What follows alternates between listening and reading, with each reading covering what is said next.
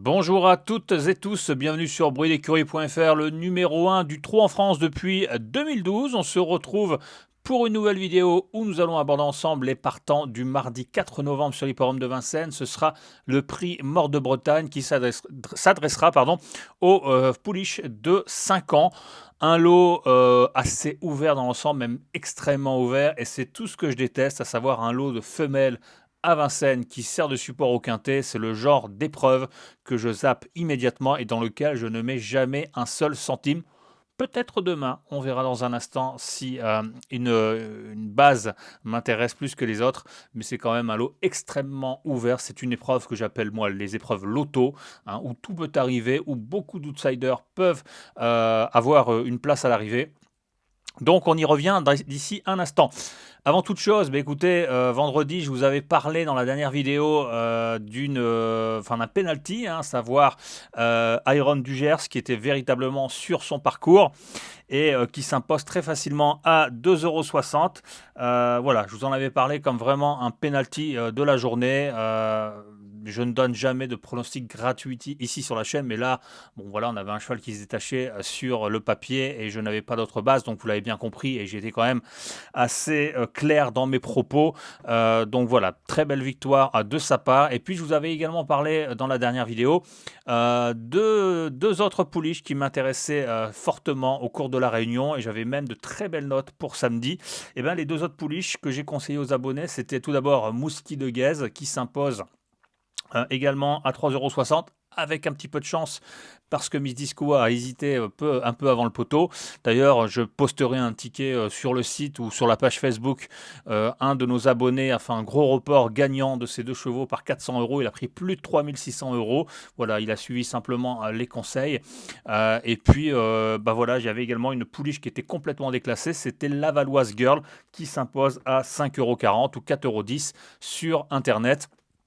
Idem, c'était une pouliche totalement déclassée. C'est une pouliche de niveau groupe. Et donc, elle courait un petit peu toute seule ici. C'était un peu cadeau. Et c'est ce que j'avais dit simplement aux abonnés. Si ce n'est pas pour aujourd'hui, ce sera pour la prochaine fois. Elle est complètement au-dessus du lot ici. Et elle est en très gros retard de gain. Donc, à jouer absolument. Et elle s'est littéralement baladée quand elle a placé un démarrage. Vous aviez les commentateurs d'Equidia qui étaient surpris par cette performance. Moi, je n'étais pas du tout surpris parce que je l'ai annoncé complètement déclassé, un peu comme Iron Dugers. Donc, encore une fois, si vous étiez abonné, d'ailleurs, beaucoup de personnes nous ont encore rejoint ce week-end et je vous remercie. Mais si vous étiez abonné, eh bien, vous auriez pu passer à la caisse une nouvelle fois avec 3 chevaux qui étaient au-dessus du lot vendredi soir. Samedi, j'avais également parlé d'un festival possible en province. Alors, c'était pas des gros rapports, mais c'était des chevaux déclassés. Sur l'hippodrome de Lyon, Lyon-la-Soie, la pouliche de Sébastien Garato, Noneka s'impose très facilement. Notable, qui est un poulain estimé également, s'impose toujours pour l'entraînement Garato sur l'hippodrome de Lisieux. Et puis sur l'hippodrome de Saint-Malo, il y avait deux inédits que j'avais repérés il y a un an, à savoir Marcel, qui s'impose, un pensionnaire de Sébastien Ernaud, et Médoc de Glénan, un pensionnaire du regretté Franck Leblanc, qui effectue de très bons débuts, à noter celui-là.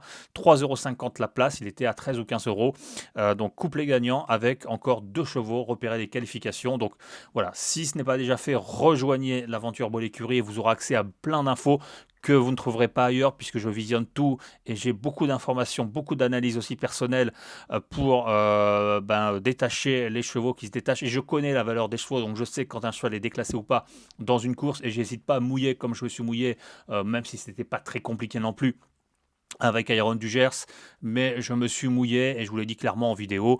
Donc voilà, j'aurais pu très bien me planter, mais j'étais quasiment sûr de mon coup. C'était un cheval de 2100. Donc très bon samedi également. À Laval, ça s'est bien passé avec le quintet. Bon, c'était un quintet assez facile à toucher. J'aimais beaucoup Librio Bello et Louvre de Rêve d'Or dans la 7e course. C'est le couplet gagnant. Marine et Lavry courent très bien également. Donc voilà, il y avait quand même quelques petites choses à faire ce samedi. Pas un gros dimanche non plus, parce que dimanche, je n'avais quasiment pas d'infos à fournir. C'était pour moi une journée évitée. D'ailleurs, on a eu énormément de cotes sur l'hippodrome d'Argentan. J'aimais bien Jurac de Valforg dans la 3e qui prend une 2e place à 6,60 € la place. J'aimais bien Midden de Fontaine sur l'hippodrome du Mont-Saint-Michel, une note de province qui était pour moi déclassée et s'est imposée facilement. Carnacout s'impose également. Donc voilà.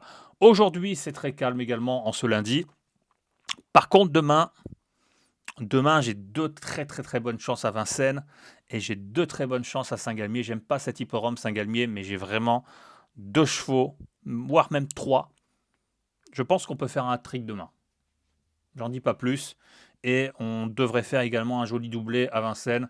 Donc pareil, si vous êtes intéressé d'avoir ces informations-là, si vous voulez passer à la caisse, eh bien vous rejoignez la communauté www.bruitdécurie.fr/abonnement et vous aurez accès aux différents types d'abonnements, sachant que la majorité des informations sont bien entendu réservées aux VIP. Et si vous voulez simplement avoir accès aux notes des qualifications, aux notes de province, aux notes des réunions premium, eh bien, il y a également un abonnement pour un accès d'1 an à toutes ces notes. Donc là, ça vous permet également de, sans forcément être abonné, mais d'avoir un accès aux notes et donc de pouvoir suivre un petit peu les chevaux que nous repérons au quotidien. Allez, sans plus attendre, on passe à l'analyse du quintet de ce prix de Mort de Bretagne. Comme d'habitude, je ne conseille pas de jouer au quintet, je privilégie le jeu simple et le report, et c'est une opinion personnelle pour vous aider dans vos jeux, mais en aucun cas une certitude dans ce pronostic. Alors moi, j'ai détaché en priorité le numéro 5, Craquante. Pourquoi? Parce que c'est une pouliche déjà que j'avais repérée aux qualifications, qui était estimée par son entourage, qui était très compliquée en début de carrière. On l'avait touchée à Cherbourg, mais elle nous avait fait peur. Mais voilà, elle avait montré pas mal de caractère, elle s'est beaucoup assagie avec le temps. Et lors de sa rentrée en dernier lieu, elle a terminé vraiment deuxième dans une très très belle action, de très très belles allures. Et je trouve que le lot était beaucoup plus fort. On avait notamment Commère de Corday qui s'imposait ce jour-là, que j'avais confié aux abonnés. On avait également Caroline Caline, donc voilà, qu'elle retrouvera demain. Sauf que Caroline Caline, elle sera plaquée devant et Craquante sera déférée des 4 pieds pour la première fois. Pour moi, c'est une vraie pouliche de 2007-2008. Donc voilà, Cuane Bourgeois, que j'aime pas forcément à Vincennes, mais je pense qu'elle a une très bonne chance demain et je ne serais pas étonné de l'avoir gagnée. En tout cas, moi, je l'ai placée en tête et ce sera ma préférée de ce quintet de loin. Derrière, il y a 3 chevaux qui peuvent éventuellement être pris en base. Dans l'ordre du programme, le numéro 8, Classe au Fort, qui se plaît sur cette distance, qui sera cette fois-ci déféré des 4 pieds. On sait qu'elle a un bon ratio de réussite sur cette piste de Vincennes et notamment sur cette distance. Alors je ne suis pas trop fan de Damien Bonne, clairement, même s'il drive un peu mieux pour Christian Bijon. Elle n'est pas non plus de tous les jours, hein, c'est pas l'assurance tout risque. Maintenant, dans ce lot-là, elle a quand même une première chance. J'hésite à la prendre en base, sincèrement. Bon, moi, je joue pas au quintet, donc je m'en fiche. La question se pose pas, mais voilà, j'hésiterai à la prendre en base. Pourquoi pas tenter contre, mais il a toujours ce hic, mais logiquement, elle a quand même une première chance ici. J'aime beaucoup le numéro 11, Caroline Caline, que je suis depuis ses débuts. Alors là, le problème, c'est qu'elle sera uniquement plaquée des antérieurs. Elle est un peu moins bonne dans cette configuration, même si elle a déjà gagné Ferré. Donc, je la vois pas forcément gagner. Néanmoins, elle est capable de prendre une 3-4e place. Et enfin, la régulière, Kyoka Bokneuf, pareil, pouliche que j'avais repéré aux qualifications, qui avait gagné d'entrée de jeu à Vichy, on l'avait touché, je me souviens. Et ensuite, c'était beaucoup plus compliqué, elle a changé d'entraînement.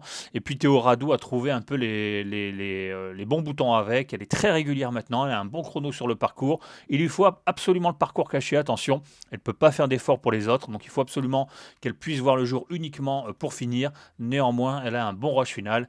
Et là également, en mode course, déféré des 4 pieds, et surtout Benjamin Rouchard-Osulki qui est actuellement en feu, eh bien on peut éventuellement la prendre en base. Donc 5, 8, 11, 13, ce sont pour moi 4 bases qui sont largement possibles. Après, vous pouvez très bien faire un 4+. Moi, je vous donne des idées de 3+. Vous pouvez très bien faire un 4+. Vous pouvez très bien faire un 2+. 1+, si vous avez beaucoup d'argent. Vous faites ce que vous voulez si vous jouez au quintet. Mais voilà un petit peu ces 4 bases. Derrière, j'ai envie de vous dire, il faut en mettre au moins 10 ou 12. Même quasiment un champ total si vous avez les moyens. Parce que tout peut arriver.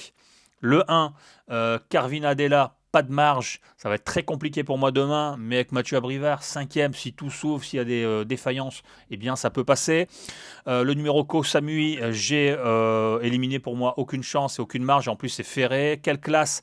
C'est une bonne pouliche, quelle classe que j'ai souvent pris en note, qui a du potentiel, qui est pour moi, qui a un petit retard de gain quand même, mais je trouve qu'elle est, elle est compliquée et elle n'est pas forcément bien exploitée, c'est mon avis personnel. Je ne remets pas en cause le travail de Pierre Bellhomme, mais je trouve qu'il y aurait d'autres choses à faire pour cette pouliche. Donc c'est possible de la voir prendre une place. Kinas de Vivoin, le numéro 4, c'est pareil, pas de marche à ce niveau-là, mais avec Franck Nivard, 4-5e, c'est tout à fait possible si ça se passe bien. Le numéro 6, Chiara Beaufès, je me méfie tout le temps des broueurs parce qu'ils aiment bien placer de bons chevaux à de belles cotes de temps en temps. La Pouliche est plutôt en forme, donc voilà, elle n'a rien contre elle en ce moment et elle pourrait très bien faire l'arrivée du Quintet. Le numéro 7, Classe de Bruzo, pareil, aucune marge à ce niveau, mais de temps en temps, on la voit dans CPR, fait les 4-5e à ce niveau-là, dans des gros prix de série, donc c'est exactement ça, c'est un gros prix de série demain, donc pourquoi pas, si ça s'ouvre bien, ça peut prendre une place. Cagnotte d'Azif, aucune marge non plus, mais c'est pareil à mon avis. Bon, Tony Lebelair n'est pas en forme, donc on pourrait faire 100. Maintenant, il faut tout le temps s'en méfier, quoi. Je vous le dis, il y a beaucoup de chevaux qui peuvent prendre une 5e place. Donc voilà, Key of Love, j'adore. J'adore cette pouliche. Pour moi, pareil, elle est en retard de gain, mais elle est très compliquée et ben, on met pas les bons pilotes. Donc c'est normal que ça marchera jamais, hein. Thibault Lamar, si tu m'écoutes, change de pilote. Mais pas un Gelormini qui ne saura pas s'en servir de toute manière. Dès qu'un cheval est compliqué, il n'arrive pas à s'en servir. Il n'arrive pas à remettre un cheval au trot, le mec. Donc, c'est un peu logique. Donc, pour moi, ça va être compliqué encore demain. Mais pareil, sur sa classe, elle est capable de bien faire. Caroline Caline, on en a parlé. Classica Bleu, moi, je la préfère à droite. Déjà, elle n'a pas une marge de folie, hein, même quasiment pas de marge. Il lui faut absolument également le bon parcours. Là, c'est un lot dans sa catégorie, mais moi, je la préfère à droite. Donc, ça va être pour moi plus compliqué ici. Kiss Me Honey, pour moi, c'est l'une des meilleures de la course. C'est une pouliche qui a souvent été citée en début de carrière comme très estimée par son entourage. Néanmoins, ça fait un petit moment qu'elle n'a pas fait grand-chose. Comme les chevaux de Jean-Michel Baudouin, ils ne sont pas forcément dans une forme flamboyante. Il n'a pas réalisé une grosse année, hein, Jean-Michel Baudouin. Et puis, Louis Baudouin, je trouve qu'il se débrouillait pas trop mal à un moment. Et là, ça devient de pire en pire. Donc, je suis pas chaud du tout. Kanaka de Busset, pour moi, ça n'a aucune chance demain. Et Caline de Vivoin, pareil, ça va être très compliqué, mais on est obligé de la garder aussi. Eric Raffin en forme pour une 5e place. Donc je récapitule, 5, 8, 11, 13 en base. Si je devrais prendre 3 bases, soit je mettrai le 5 en tête, je sais pas, 5, 8, X13 ou 5, 8, X11 ou 5, 13, X11. Enfin, vous faites ce que vous voulez, vous faites un 4+, avec 5, 8, 11, 13, vous mettez un X. Enfin, vous changez l'ordre des numéros, hein, mais moi je mettrai le 5 en tête. Et puis derrière, j'ai rajouté donc 1, 3, 4, 6, 7, 9, 10, 12, 14 et 16, ce qui nous fait un 3 plus 10 ou un 4 plus 9. Et donc, voilà, c'est un lot pour moi qui est très difficile à toucher et je ne vous conseille pas d'aller forcément sur cette course, mais plutôt de nous rejoindre et puis d'aller sur les autres courses dont je vais parler parce qu'il y aura de quoi faire. Et je suis cash avec vous, hein. Vendredi, je vous ai donné un cheval. Vendredi, samedi, je vous ai dit ça va bien se passer. Dimanche, j'avais rien, donc voilà. Et aujourd'hui, j'ai rien. Enfin, j'ai un cheval après, mais je joue pas. Et voilà, moi, je joue pas tous les jours. Je suis pas un fou du jeu. Je cible. Et encore une fois, je peux rester 3-4 jours sans jouer. Et si j'aime rien, si rien me tente, si c'est des épreuves homogènes, eh ben, je ne tente pas. Quand on a par contre un ou deux chevaux qui se détachent au cours de la journée, ben là, j'investis. Et comme je vous le dis, il y a des opportunités assez régulièrement. Donc, si vous n'êtes pas un fou des jeux et si vous voulez vraiment investir sur le simple et le report, voire parfois des couples et caisses parce que j'en donne assez régulièrement. Je donne toujours des couples et caisses pour m'amuser et à chaque fois ça passe. 9 fois sur 10 ça passe. Donc écoutez, il y en aura peut-être un demain également, hein, j'en dis pas plus. Mais voilà, vous rejoignez l'aventure si ça vous intéresse, sinon ça ne changera pas ma vie. Et puis vous pourrez suivre des choses gratuitement ou vous écouterez les bêtises d'Equidia. J'ai encore reçu un message hier d'un abonné, un client, un gros joueur qui me disait sont de plus en plus pitoyables sur cette chaîne parce qu'il raconte vraiment n'importe quoi et il me dit heureusement que vous faites vivre les courses et vous vivez cette passion et vous nous apprenez chaque jour énormément de choses avec les vocaux parce que je fais un podcast tous les matins pour les abonnés parce que voilà, c'est ma passion, j'adore ça. Et le fait de chercher, d'être curieux, de chercher des pépites, de chercher à trouver la valeur des uns et des autres et de jouer les bons chevaux, c'est beaucoup d'heures de recherche, beaucoup d'heures de visionnage. Donc c'est énormément de temps. Et voilà, quand ça se concrétise derrière, je suis vraiment content. Parce que le but, c'est de vous faire gagner. Moi, le but, c'est que plus en plus de parieurs gagnent. Et plus les parieurs vont gagner, plus le PMU va être en colère et ils vont devoir changer les choses. Voilà, parce qu'ils vont se dire, il y a quelqu'un qui fait gagner les gens et c'est pas ce qu'ils veulent. Si vous gagnez tous, c'est comme les paris sportifs ou autres, si vous gagnez tous, eux, ils gagnent pas d'argent. Donc voilà, le but c'est que de contrer un peu cette entre guillemets cette mafia et de vous faire gagner et en espérant de vous aider également à vous discipliner et à jouer de manière beaucoup plus ciblée, beaucoup plus sérieuse. Voilà, sur ces belles paroles, je vous remercie encore une fois de votre écoute. Beaucoup d'abonnés supplémentaires à la chaîne, donc super, franchement. Donc n'oubliez pas, un pouce en l'air, vous partagez la vidéo, vous mettez un like, vous abonnez à la chaîne. Et on approche rapidement des 1000 abonnés, c'est absolument dingue. Et je vous l'ai dit, plus on passera des paliers, plus je vous donnerai des informations, des anecdotes, etc. etc. Et puis en plus, on va se revoir assez régulièrement puisque le meeting est ouvert, donc on aura beaucoup de quintés dont on va discuter. On se retrouve demain pour une prochaine vidéo. GNT de Nantes mercredi. J'espère vous dégoter une petite pépite. Et puis sur ce, encore merci de votre attention et à très vite. Salut.